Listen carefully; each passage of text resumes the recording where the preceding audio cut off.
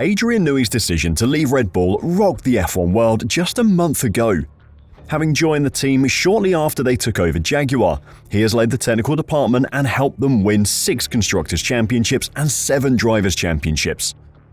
The internal troubles that have rocked Red Bull since the start of this season proved too much for Newey, whose desire for a quiet life was ruined by Christian Horner's desire for a slightly more exciting one. What the impact of his exit would be was completely unknown.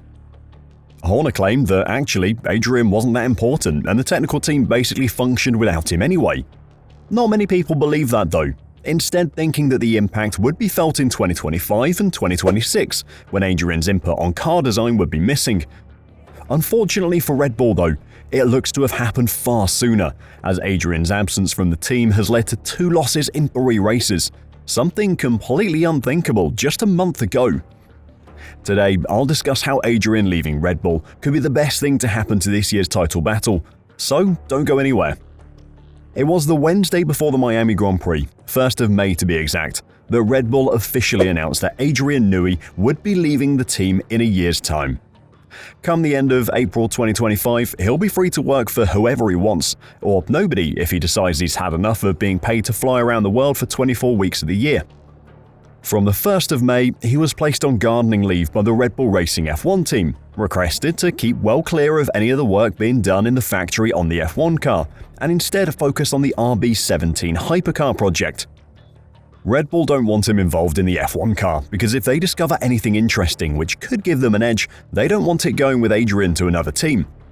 So while he's been present at a couple of races, including the recent Monaco Grand Prix, he hasn't been involved in anything to do with the car or the F1 team over the weekend. Helmut Marko confirmed all of this on Friday evening in Monaco. He is here in the role of ambassador for the RB17. Of course he's here, but he's no longer involved in current events for competitive reasons. An often overlooked and forgotten part of Adrian Newey's skill set is his race engineering work. A large amount of his career before Red Bull was spent as a race engineer. He did it to great success in IndyCar and then Formula 1 when he made the full-time switch to the sport. He actually worked with Michael Andretti as a race engineer for a few years and has a lot of respect for him as a driver. Newey is one of the most revered and successful figures in Formula 1's history and has designed multiple title-winning cars for McLaren and Williams before being convinced by Horner to join a then-fledgling Red Bull team in 2006. While at Red Bull, his car designing skills have had an obvious impact. All of those championships wouldn't have been won without an excellent car, but his race engineering skills have also been a massive help. Adrian's understanding of the physics involved in F1 cars means he can find the solutions to set up problems on a race weekend better than anyone. There are 100 things that can be tweaked on an F1 car at the track, and finding the correct position for all those pieces to extract the maximum performance from the car is an art form in the same way that car design is. A bad setup can ruin a race, while a good one can secure a shock win. While the Red Bull cars of the last 2 seasons have clearly been outstanding designs, absolutely dominating the sport, a bad setup could still have stopped them from winning. With Newey in the technical meetings for the team trackside, helping them refine the setup each weekend in response to Verstappen's radio messages calling the car awful, Red Bull only lost 2 races last year. This season, since Adrian has been excluded from those meetings, they've lost 2 in 3 races, after looking completely dominant in the opening 5 rounds. With no input from Adrian into the setup of the cars in the last 3 races, Red Bull have looked more than vulnerable. They've looked like roadkill ready for the taking by McLaren and Ferrari. In Miami, it was Lando Norris who stopped to strap some dinner to the back of his McLaren on the way to a first ever race win. McLaren had brought upgrades to the race in America, but the RB20 had problems, which helped Norris fight his way to the top step of the podium. Red Bull losing the first race after Newey's departure was announced was the perfect symbolism of the end of an era. All weekend, Verstappen had blamed balance difficulties and being uncomfortable with the hard tyres for a lack of domination, and in the Grand Prix, that proved true.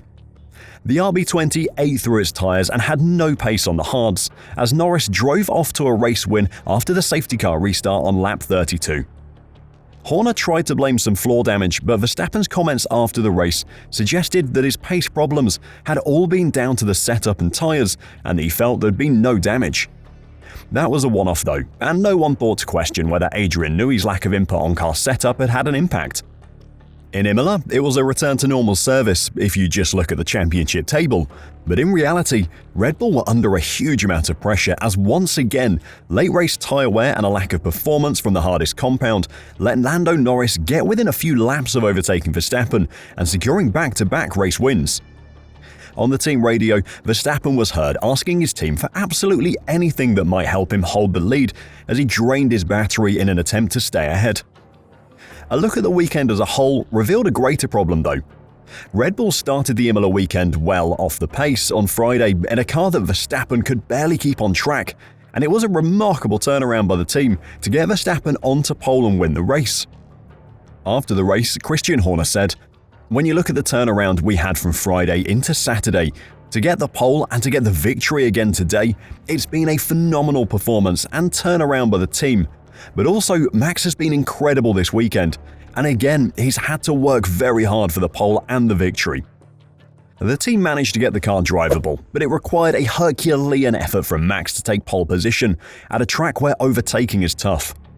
Then he drove excellently on Sunday, but it was barely enough for the win.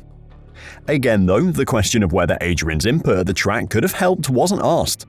With upgrades coming to McLaren and Ferrari again, the potential loss of performance from Red Bull was completely overlooked. Then came last weekend's Monaco Grand Prix. A notoriously bumpy circuit where every hundredth of a second counts, because if you're a tenth off the pace in qualifying, it is race over. Perez proved once again that he's the king of the street circuits apart from Monaco, with a second shocking qualifying performance in a row.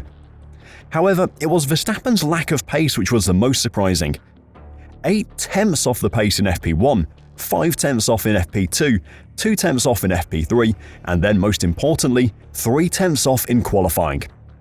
Sandwiched between two Mercedes, he was unable to go anywhere on Sunday and had to settle for 6th place, his worst race finish since Singapore 2022, a track which has become a bogey for Red Bull in the new regulations. And the problem for Max in Monaco? It was setup related again. Red Bull's simulation of Monaco gave no suggestion that the car would struggle over the bumps, and so it arrived with a Friday setup that simply did not work, hence the massive deficit to the fastest runners in FP1 and 2. This was a different problem to Imola though, far more similar to that which Red Bull suffered from in Singapore last season and the season before. The design of the car means it really struggles with a bumpy track surface. Last year though, the team managed to dial the setup in and gave Max a car which he could stick on pole in spite of that inherent weakness. This season though, with no Newey on the pit wall helping to refine the setup, Red Bull couldn't calm the car enough to make it pole-worthy, and despite Verstappen's ability to drive a car to the absolute edge, 6th position was the best they could manage. "We tried a lot of things on the car," explained Verstappen. "Literally nothing made it better. So then you just stuck. We really tried to optimize it, but at some point when you're stuck with that, you can see in the second sector, we are so bad just because I cannot touch any curbs. Because it just upsets the car way too much and you lose a lot of lap time. We went softer, stiffer, everything.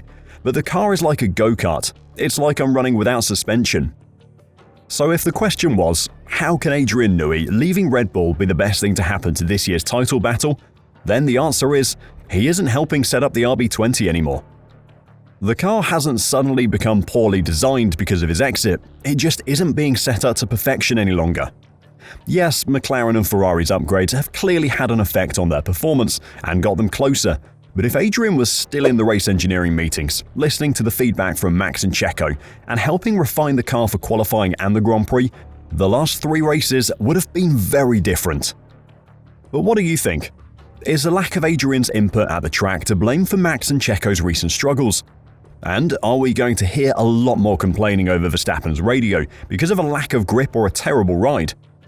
Let me know your thoughts in the comments down below, and until next time, drive safe and bye for now.